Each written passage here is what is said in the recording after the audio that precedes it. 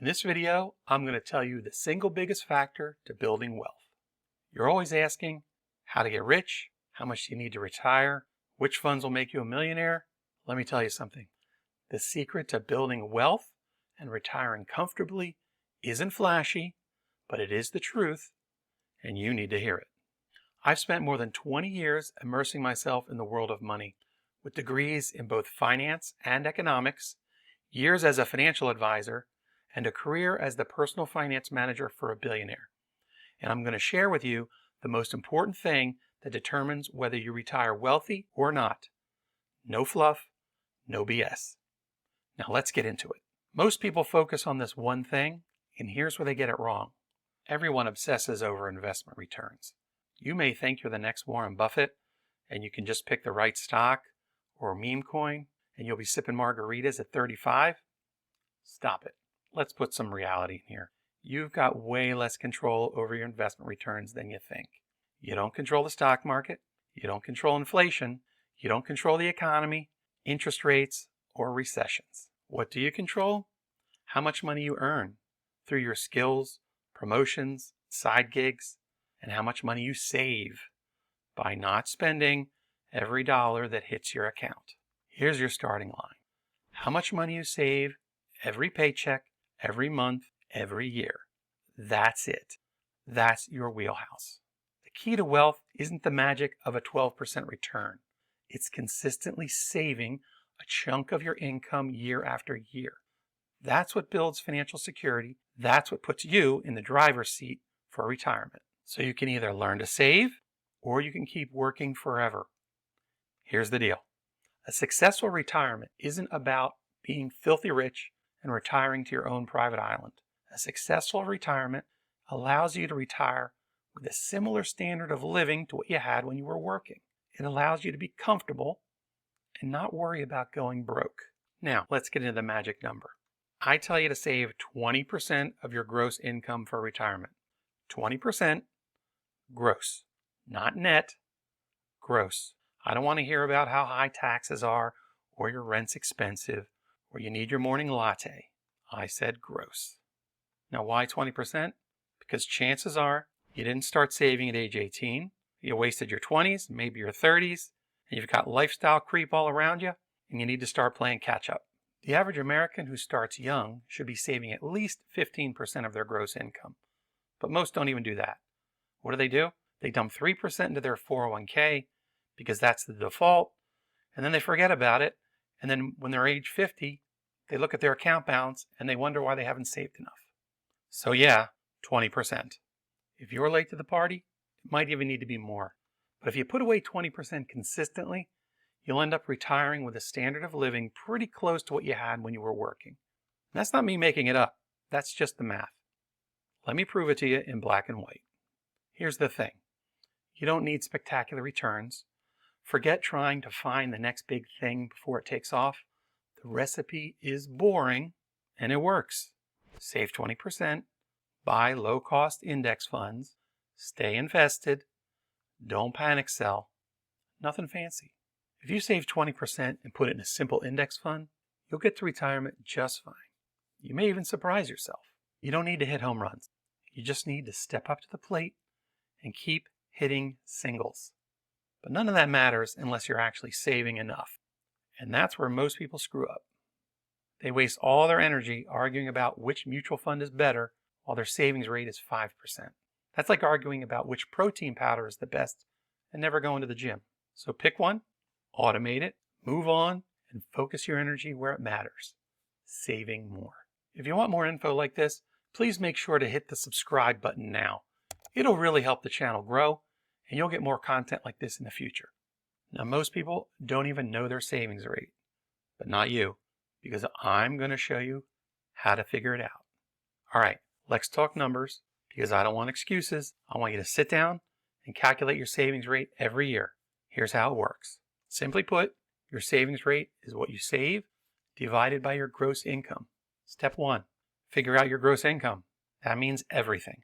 Your salary, your spouse's or partner's salary, bonuses, side gig money, rental property, dividends, interest from your savings account, you name it. If it's money you earned, it's part of the denominator. Step 2, don't forget the match. If your employer matches your 401k, guess what? That's income too. And leaving free match money on the table is basically telling your boss, no thanks, I don't want my whole salary. Would you ever do that? Of course not. But you do when you skip the match. A lot of 401k plans do something like 100% of the first 3% and 50% of the next 2%. That's effectively a 4% raise when you contribute 5%. You put in 5%, they hand you 4%. That's a guaranteed 80% return. Nowhere else on earth can you get that kind of promise. So the first thing for most of you, crank your contribution high enough to grab every last match dollar. Then worry about the rest. The point is, if they're handing you money, then it belongs in the bottom, number 2. Step 3 is figure out the numerator. This is how much you're saving for retirement. Include contributions to your 401k, 403b, IRA, Roth IRA, Simple IRA, SEP, your HSA, and other taxable investments explicitly earmarked for retirement. And those 401k match dollars count here too. Do not include your vacation fund, your new car savings, not your kids' 529 plans, not your HSA, unless you're specifically using that for retirement. Retirement only. That's what counts. Step 4, divide. Savings divided by gross income. That's your savings rate. Is it 20% or more? Good job. If it's not, you've got work to do. Now here's where it gets interesting. What if you want to retire early? Well, it's not about luck. It's about your savings rate. Period. One of those guys who actually did retire early, who calls himself Mr. Money Mustache, wrote about this in his famous blog post called The Shockingly Simple Math Behind Early Retirement.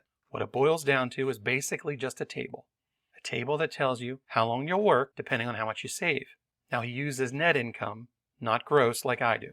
Here's the gist. If you save 5%, you'll work 66 years. Yeah, 66. If you're 25 years old now, you'll be 91 before you can retire. Save 10%, you'll work 51 years. Still pretty bad. But save 20%, that's about 37 years. A full career. Makes sense? At 30%, it's 28 years. But what if you really want to go crazy? Save 50%, only 17 years. Suddenly you're retiring at age 42. Save 70%, you'll be free in 9 years. You see the pattern? The higher your savings rate, the sooner you can retire. Not complicated. Not rocket science, just basic math. And the math doesn't care about your excuses. Now I can tell what you're thinking already. I can't possibly save 20%. Rent is too high. Groceries are expensive. Well, guess what? People do it every day. And I'm going to tell you how. Number 1, when you get a raise, don't blow it. Don't go out and buy a new car or move into a bigger apartment. Save it. Lifestyle creep is the enemy. If you were surviving on your old salary, you can survive on it after you get the raise. Funnel the new money into saving automatically. Go from 6% to 10% to 15% to 20% over a couple of raises. You'll never miss the money you never learned how to spend. Number 2, use your 401k, 403b, TSP, IRAs, and yes, an HSA if you're actually investing it and leaving it alone. Pre-tax contributions lower your taxable income. For example, if you earn $70,000 and contribute $7,000 to your 401k, your taxable income for the year gets dropped to $63,000. And by reducing that taxable income, you effectively lower the amount of income tax you owe for the year. This can result in immediate tax savings. And instead of giving money to the tax man, money is now going into your retirement accounts. That's basically free money. Number 3, it's not the $5 coffee that's killing you. It's the $4,000 Manhattan rent, the $800 car payment, or private school tuition for your kids. You want financial freedom? You got to tackle the big stuff. Number 4, make more money. Shocking idea, right? Hey, better skills pay the bills. Earning more makes saving easier. I know, easier said than done. But skills, side hustles, and promotions, they add up. Number 5, cut your expenses, particularly your fixed expenses like rent, your car, the private school, These things can trap you. Now, your variable expenses are easy to trim in a pinch. If something happens to your income or some new expense comes up, you can stop going on vacations, right? Or you can stop paying for overpriced drinks at the club on the weekends. Those things are easy to drop. But if your rent, car payment, or private school tuition eats half your paycheck, you're screwed. So keep the fixed expenses lean. Number 6, ditch the tap to pay.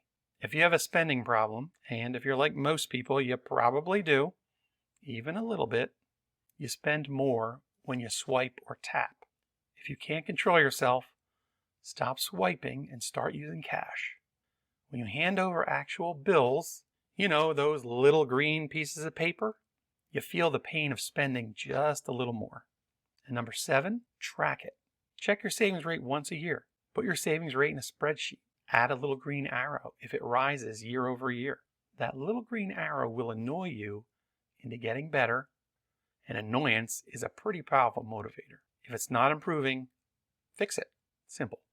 And here's the trick to make saving feel painless. You don't need more willpower.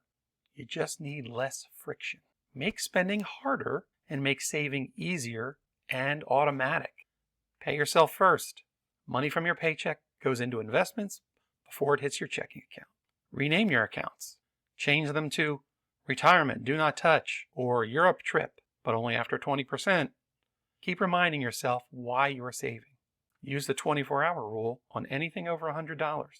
Most impulse buys evaporate over time. Create different buckets for fun money so you don't feel deprived, but limit them. And be accountable. If you share money with someone, do monthly check-ins. If you don't, share your savings rate with a trusted friend and ask them to hold your feet to the fire if it drops.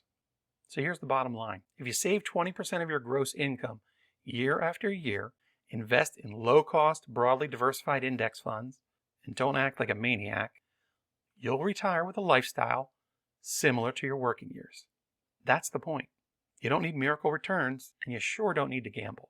And if you're late to the game, you can still start now. Start at 10%, ratchet to 12, 15, 20% over the next couple of raises. A year or two from now, you'll wonder why you didn't start years ago. Now you've learned about your savings rate, but that's only one piece of the puzzle. There are more things that you do with money that will allow you to see the bigger picture. These are the activities that only a few people pay attention to, and knowing what they are allows them to plan how to put their money to work and begin building wealth. In this video, I break it all down step by step so you can see how to put your money to work. Click here to watch it now.